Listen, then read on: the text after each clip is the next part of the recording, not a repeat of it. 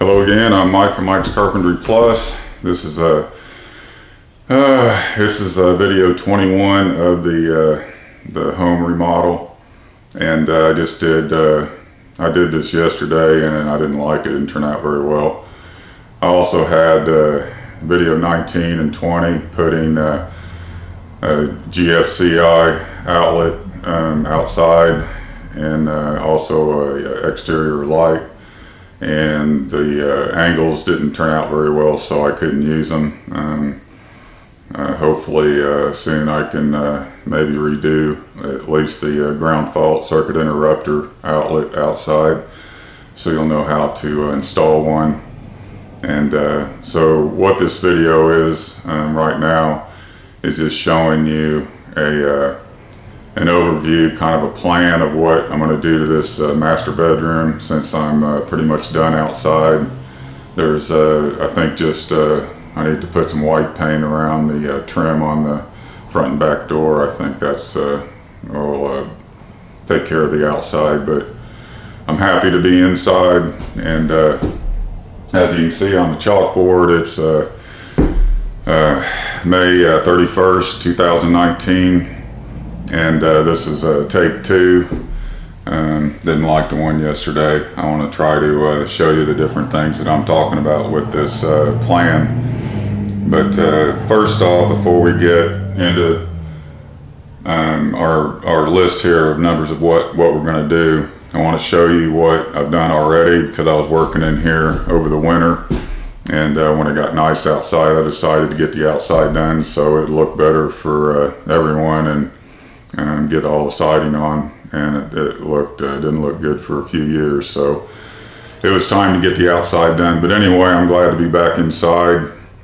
This is the master bedroom, and I'll show you all the smoke damage and everything. As you can see, there was a bed frame here above the bed, and that was all the smoke damage. And as you look around the room, you can see that the ceiling joists, I've already put those up. They weren't installed properly. They weren't level. They weren't straight. And you notice up here, I put a border all the way around. And you can see the chalk line there on the wall, or not a chalk line, but actually a marker line right there that goes all the way around the room.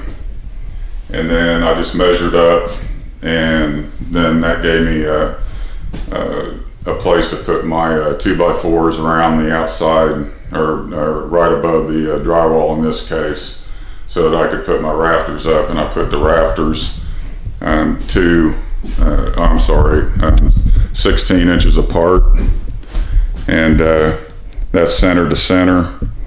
And what that does is it's a little stronger than I believe the kitchen was 2 foot on center, meaning the ceiling joists were 2 feet apart instead of 16 inches apart, because it was about 12 feet or a little less width. And so I could go any more than that, you want to go 16 on center, and that's 16 inches center to center on your ceiling joists, your 2x4s running across. And what I also did was I got looked at all the boards, all the 2x4s that I was going to use for ceiling rafters, and I marked them for the crown. Like some of them were, I did like a 1 to 10 on them. A couple of them were an 8, on like a 10 being like really bowed, and then down to a 1, which would be straight, or a 0, whatever.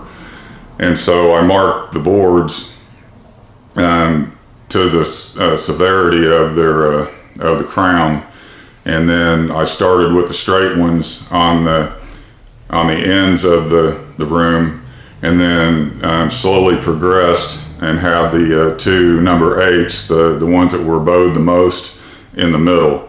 So it ends up, when I get the drywall up, it's going to be the ceiling joists are in the best position, and you want to make sure that the crown or the bow is up, so that you have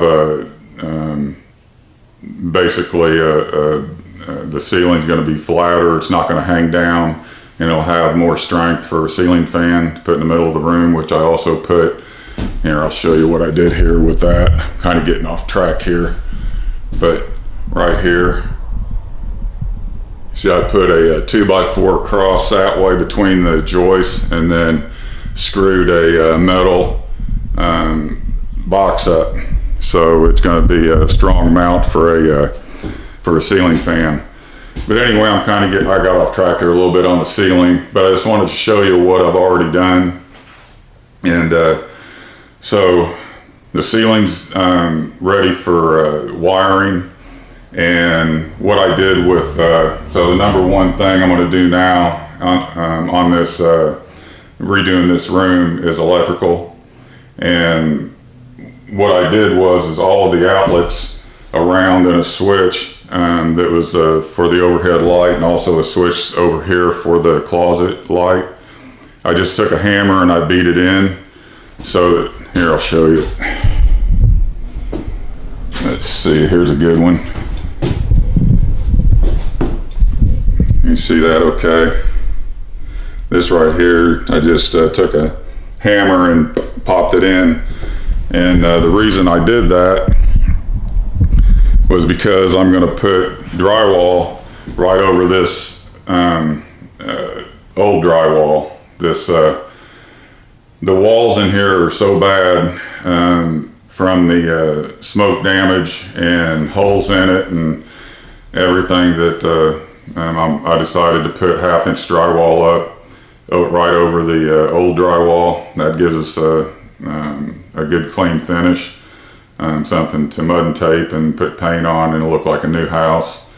So the first thing that I need to do is the electrical, which is, well, let me make a comment about why I smashed the boxes in. I smashed them in because I'm going to put the drywall over them, and they're also not going to be used at all. I'm not using those at all. The wires are cut down in the basement, and so it's going to have all new wiring. The boxes are going to be in different places, and like the one over next to the wall, the switch for the light is on the wrong side of the door, and that's common. A lot of electricians, carpenters that do this stuff don't seem to care about making any sense with what they're doing. So they put the switch over here, and I can't even remember which way the door opened. They might have had the door open the wrong way. And what I mean by that is, if you have a short section of wall here right next to where the door is going, you don't want the door swinging to the open area. You want the door swinging against over here, against this wall here. That way when you walk into the room, the door's out of the way and you're walking right into an open space. So when you do that, you have to you want to put your light switch on the open side. And just a little comment about what a door is, left or right hand. All you have to do is go to the inside where the door is going to open. It's going to open in. You just stand and look at it, and you want your doorknob on the left because you want the door swinging this way, right? So that's a left-hand door is what you need. I've got a left-hand 28-inch door. I believe that's 28-inch. No, I've got a left-hand 30-inch door for this particular bedroom door. And what you want to do with your opening on that is you want to allow 2 inches both width and height. And the normal door is 80 inches tall and whatever width. Normal sizes are anywhere from 26 inches up to 36 inches, and like 26, 28, 30, 32, 34, 36. The most common for a bedroom being, I'd say, a 28 or a 30-inch door, sometimes, you know, 32-inch. But anyway, this one's getting a 30-inch door. And something you also want to think about with the electrical is where the outlets are going. And I'll get into all that later when I'm doing the actual electrical video.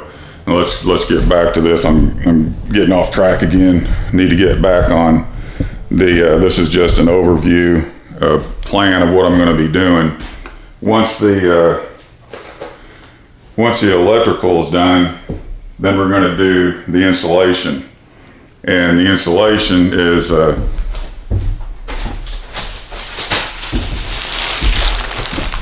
this right here. It's craft faced.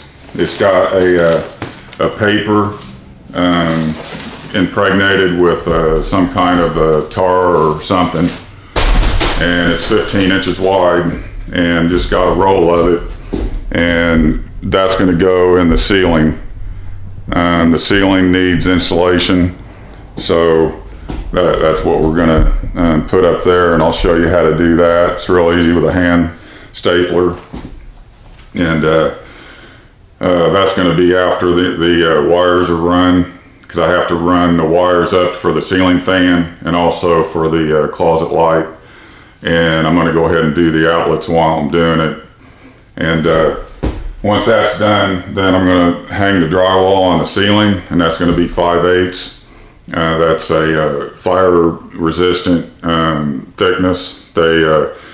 When they redid this home, probably, I don't know, 25 years ago, they remodeled it. They lowered the ceilings, and they didn't do a very good job, and they used the wrong drywall. They used 1/2 inch. You don't want to use 1/2 inch. 1/2 inch, or I usually use 1/2 inch on the walls. Some people use 3/8, but 3/8 is just too thin.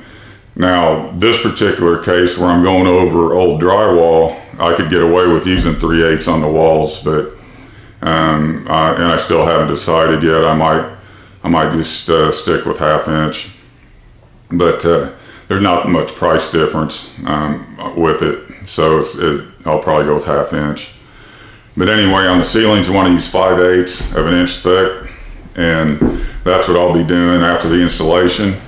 And then after the drywall's on the ceiling, then I'll put the 1/2 inch on the walls. And after the drywall's up, I'll know where to mount my door properly for my trim to fit, my casing around the door. And so put the door in next. And then after that, I'll be finishing mudding and taping, finishing the walls and painting. And then the last thing I'll do in here is put the 5/8 CDX down on the floor over this 3-inch oak flooring. And one of the reasons why I'm decided to put the plywood over the old flooring, I did this in the rest of the house, is basically there's a big air vent down on the floor there. Here, I'll show you. See that big vent right there? Well, there's another one over here that had been covered up, and you can see it down there where they put in a piece of particle board on top of it. And I'll talk to you later about plywood and particle board and stuff like that, and OSB, oriented strand board. But never use particle board for anything, not even a shelf, nothing. If you go to buy something at a furniture store and it's made out of particle board, don't buy it. It's worthless. Once it gets damp, it expands really bad, and it's just not good stuff.